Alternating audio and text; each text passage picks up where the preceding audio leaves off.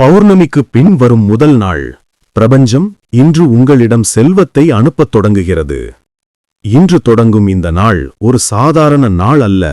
பௌர்ணமியின் ஒளி இன்னும் காற்றிலும் ஆகாயத்திலும் பரவியிருக்கும் தெய்வீக நேரம் இது.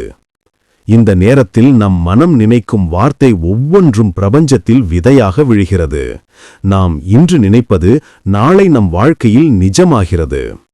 என்னுடைய வாழ்க்கை வளமாய் மலரட்டும் என்று மனத்துள் சொன்னாலே அந்த அதிர்வு பிரபஞ்சத்தில் பரவும். பிரபஞ்சம் நம் உள்ளத்தை அன்பாக கேட்கும் ஒரு தெய்வீக தாய் போல. நாம் கேட்கும் வேண்டுதலை அது சொல்லாமல் கேட்டு நிறைவேற்றும். ஆனால் நம் மனம் நம்பிக்கையுடன் இருக்க வேண்டியது அவசியம்.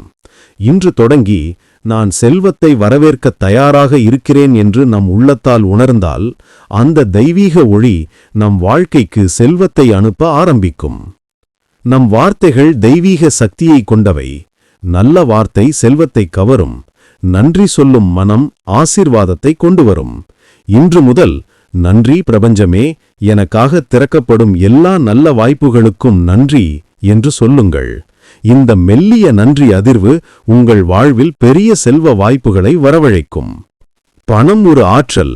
அன்பு போல அது நம் மனநிலைக்கே வரவும் போகவும் செய்கிறது. பயம், பதட்டம், குறைபாடு ஆகியவை அந்த ஆற்றலை தடுக்கின்றன.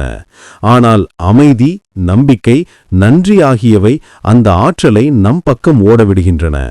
இன்று உங்கள் உள்ளத்தில் அமைதியை வளர்த்தால் பண ஆற்றல் தனது பாதையை உங்கள் வாழ்க்கைக்கு திறந்து கொள்ளும்.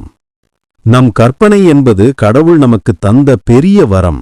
நாம் நினைத்ததைப் போல வாழ்வை உருவாக்கும் சக்தி அதற்கு உள்ளது. இன்று நீங்கள் உங்களை வளமுள்ளவனாக கற்பனை செய்யுங்கள்.